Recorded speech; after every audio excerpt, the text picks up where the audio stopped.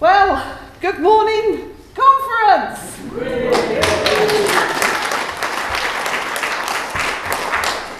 What a da!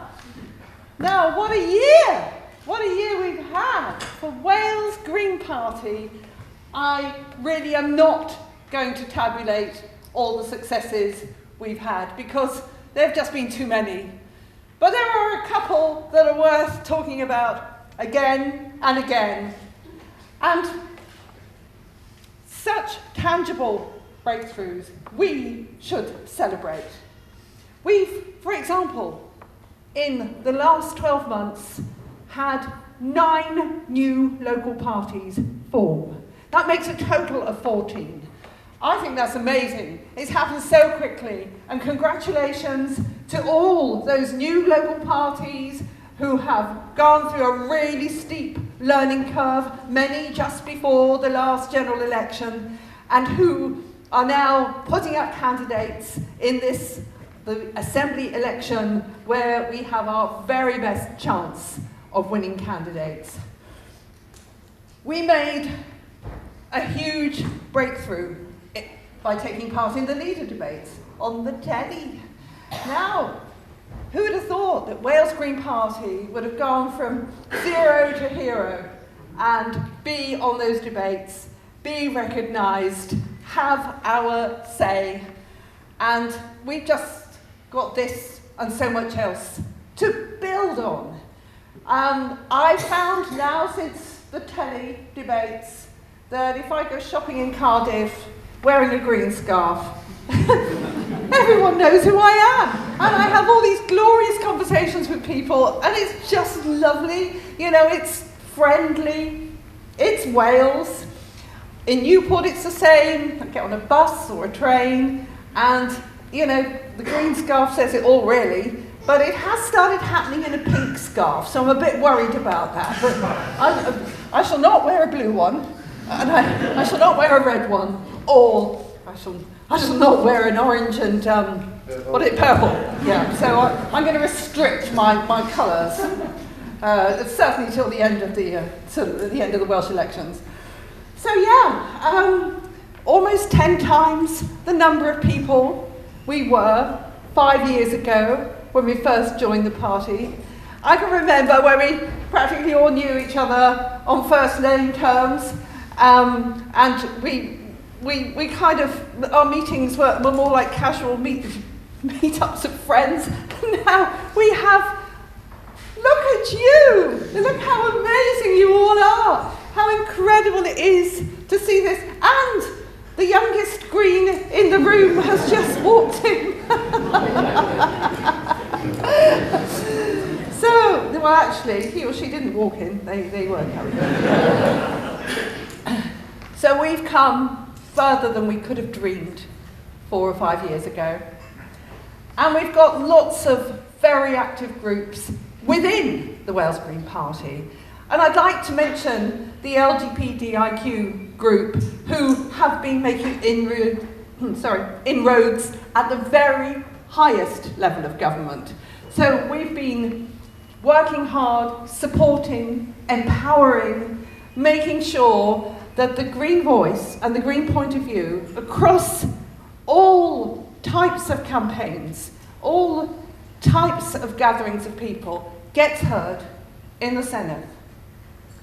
Now, we've had local campaigns, and lots of local groups have taken up the Passive House campaign. There is these Swansea Greens work to get Syrians brought, 20 Syrian families brought to every town in Wales, which has done so well, and lots of other groups have taken it up too. We've had press releases from many local councils as a result of our prodding, saying yes, they would take Syrian refugees. We've had campaigns, many Greens, part of the fracking campaigns, part of the incineration campaigns, on our work with other organisations such as the United Valleys Action Group has been incredible. We've joined people to stop open cast at Nant's Legs, and we stopped it. These are the successes that embed us within our own communities. These are the successes that make us part of our communities, which make us votable, which make us credible, and underline what we stand for, whether it's getting rid of overcast, whether it's stopping incinerators being built, whether it's saying yes to refugees. People are understanding that we're not a one policy party. Now, the stakes are high. We can no longer stop the planet from warming. The COP21 talks in Paris at the end of the month are sadly all about mitigation. Greens cannot emphasise enough the urgency and the importance of facing up to the scientific facts. 2015 is the year global warming reaches 1 degree centigrade above pre-industrial levels. It's the halfway mark to dangerous warming that will threaten all our communities, many of our homes, and the fabric of our lives. The waters of the global ocean have become 30% more acidic in the last few decades. And the world has not been this warm for thousands of years.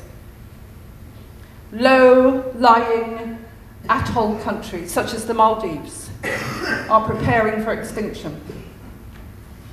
Extreme weather will hurt the poor and the vulnerable most. Only one species is responsible for this.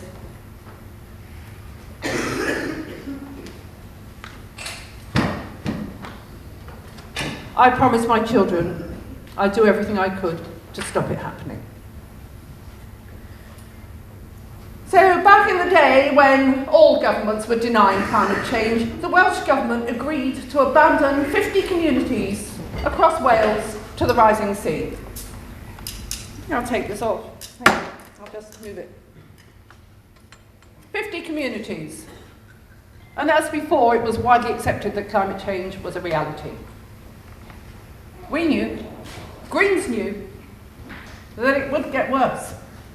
The wind and the tide, the very things which should be our greatest opportunities in energy production, are becoming our greatest threats. At a time when the Pope, the military, and the bankers, all for their different reasons, are warning about burning fossil fuels, the rising tide of climate refugees, and the climate-induced wars which are on the horizon, and are part of some of the wars around the globe we see today already. When we here today understand the great suffering of climate change, and this failing Westminster government, failed on every count, by the way, are recklessly planning to extract every last drop of oil from the North Sea, recklessly planning to frack the land to within an inch of its life and strangle the renewable industries at birth. Government has failed the economy. The deficit is greater. Failed the NHS health test, failed the climate test, failed the poorest, failed the most vulnerable, failed. And the Welsh Government, too timid to stand up to the cuts, too feeble to fight for what's right, too frightened of losing their vote, still holding on to the sides of the pool for fear of not being able to swim on their own. Billions of pounds of European funding have been poured into Wales, yet we are as poor now as we were in 1999. Welsh Labour are still trying to work out what they stand for. Failed. So let's remember why we are here, why we are green. Let's fight this lamentable failure. And yes, let's fight it on the streets.